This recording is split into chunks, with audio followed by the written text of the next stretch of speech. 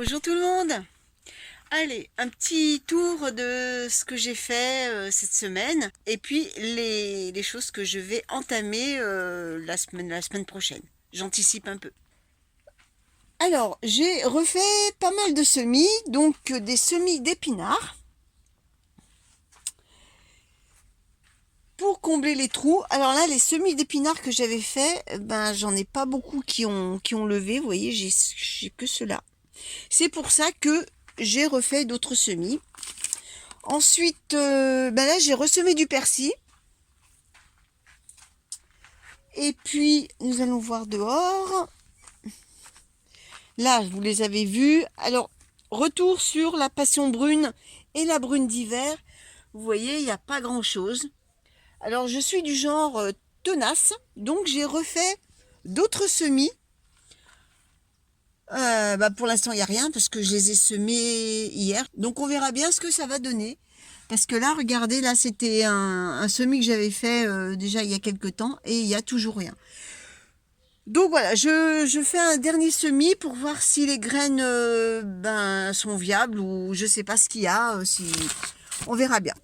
Si jamais, avec cet essai, je n'ai aucun résultat, eh bien, les graines, eh ben, je les donnerai, je les balancerai dehors et puis ça sera pour les oiseaux ou alors si ça veut germer, ça germera tout seul. Voilà, ensuite j'ai repiqué des fraises remontantes dont ben, les racines perçaient à travers les trous de drainage. Donc ici, cette année j'avais mis des tomates. Donc là, il reste encore des tomates que je vais enlever, les poivrons aussi que je vais arracher. Mais ça, je le ferai ce week-end. Donc ici, ça sera tout un parterre de fraises remontantes. Alors, je préfère avoir des zones de fraises remontantes et d'autres zones des fraises non remontantes. Tout simplement pour moi, pour me faciliter la cueillette. Parce que je sais que les non remontantes vont produire qu'au printemps et après ça va s'arrêter. Alors que les remontantes, il va y en avoir sur toute l'année, quoi, jusqu'au gelé. Donc c'est pour éviter de chercher à tous les endroits soulever les feuilles. Voilà, qu'est-ce que j'ai encore des courgettes que je garde, hein, les plus belles, je les ai gardées, les autres je les ai arrachées. Qu'est-ce que j'ai à vous montrer? Bon, alors les blettes, hein, elles se plaisent à ce temps-là, hein, il fait moins chaud, donc ça y est, elles reprennent de leur vigueur. J'ai fait un autre semis d'engrais vert. Ici, là où il y avait des trous, j'en ai rebalancé dedans. Ah, une chose que j'ai modifiée. Ici, j'avais fait un semis de mâche. Et malheureusement, les chats étaient venus gratter tout ça et il n'y avait rien de sorti. Donc, j'ai tout enlevé. Il y avait des courgettes, il y avait des courgettes, un restant de carottes. J'ai tout enlevé. J'ai nivelé et j'ai semé un engrais vert. Alors pour l'instant, j'ai mis un grillage pour éviter que les chats justement viennent gratter là-dedans. Et une fois que ça sera sorti, ben, je l'enlèverai. Alors sur cette parcelle-là également, j'ai semé un engrais vert. En fait, mon idée, c'est que toute cette partie-là va être, à part le coin des poireaux, mais toute cette partie-là va être en engrais vert. Et la partie de là-bas, ça sera pour les cultures d'hiver.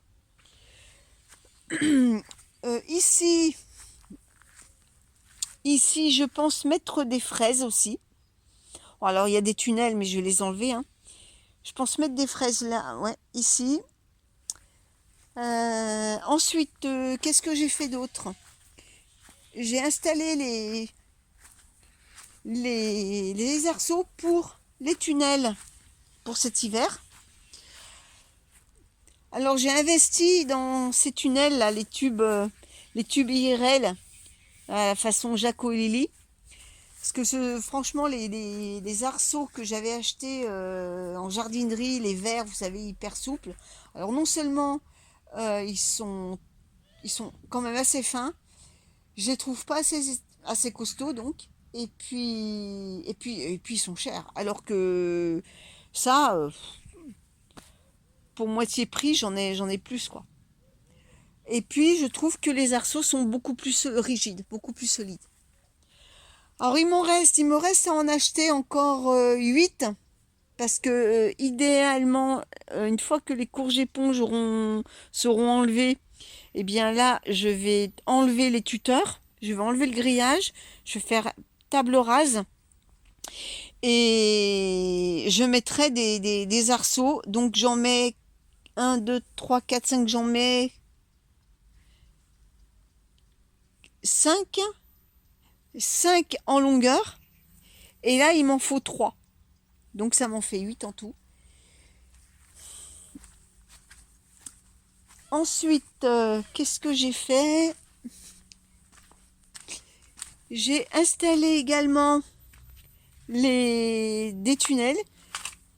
Parce que mon idée, c'est qu'après, un voile ou une bâche, enfin je verrai ce que j'ai, viennent couvrir complètement toute la totalité en un seul morceau au lieu de faire des petits bouts à chaque fois. Ça m'évite de mettre des pierres au milieu. Voilà. C'est à peu près tout ce que j'ai fait.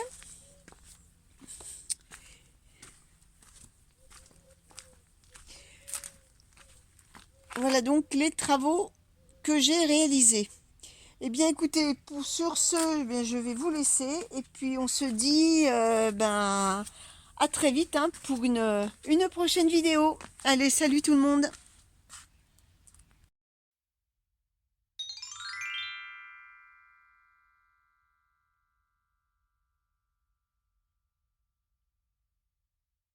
Une petite recette, la recette du jour. Vous connaissez la frita? Eh bien, je vous propose ma recette revisitée. Alors, les ingrédients de base restent les mêmes. Il n'y a que les épices que je rajoute à l'intérieur. Allez, on voit ça ensemble? Alors, j'ai déjà préparé tous les légumes. Alors, il n'y a que des légumes du jardin, sauf les oignons, car cette année, les oignons, c'était un peu compliqué. Donc, nous avons des tomates, des poivrons, des oignons et de l'ail. Je les ai déjà préparés. On va passer maintenant à la cuisson. Alors, dans une casserole, je fais chauffer mon huile. Je tapisse le fond d'huile d'olive.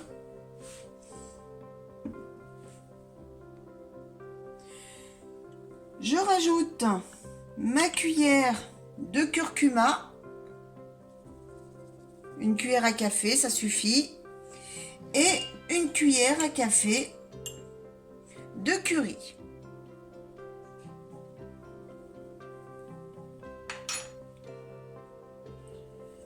Alors, j'ai rajouté du sel et du poivre et je fais chauffer ma casserole jusqu'à ce que l'huile soit chaude. Quand l'huile est chaude, je mets les poivrons et les oignons.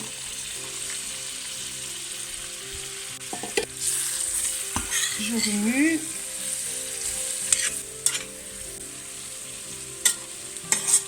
Il faut bien imprégner les légumes d'huile d'olive.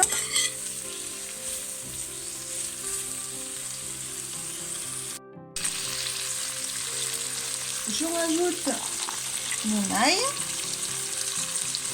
que j'ai préalablement émincé.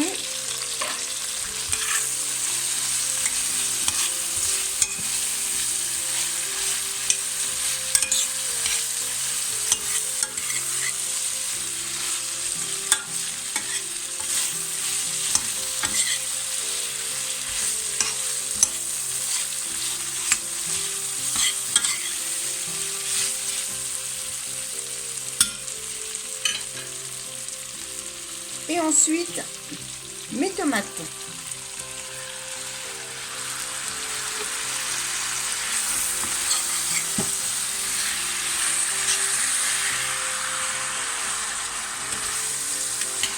Je remue bien.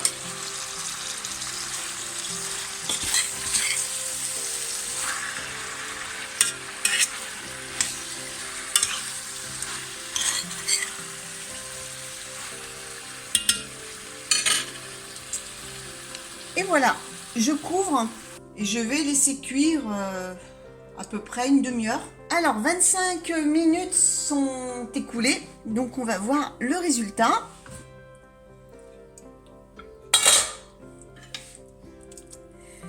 Là, les légumes sont bien cuits. Par contre, vous voyez, la tomate a rendu beaucoup de jus. Donc maintenant, ce que je vais faire, c'est que je vais laisser à découvert pour que le jus s'évapore et que les légumes finissent de se confire dans le jus. Donc pour ça, je vais monter un petit peu.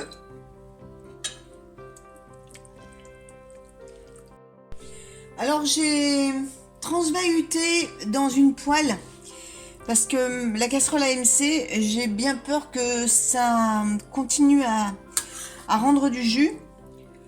Alors vous pouvez très bien faire cette recette directement dans une poêle. Je pense que c'est même judicieux. D'habitude je le faisais dans une poêle, mais là comme je n'avais pas de poêle assez grande, j'avais peur que tous les légumes ne tiennent pas au départ dans cette poêle. Donc c'est pour ça que j'ai préféré faire dans la casserole. Mais je pense qu'une poêle serait mieux adaptée parce que eh bien, le jus s'évapore plus vite, quoi. Voilà, donc on va laisser cuire comme ça afin que le jus puisse s'évaporer tranquillement et on se retrouve tout de suite après.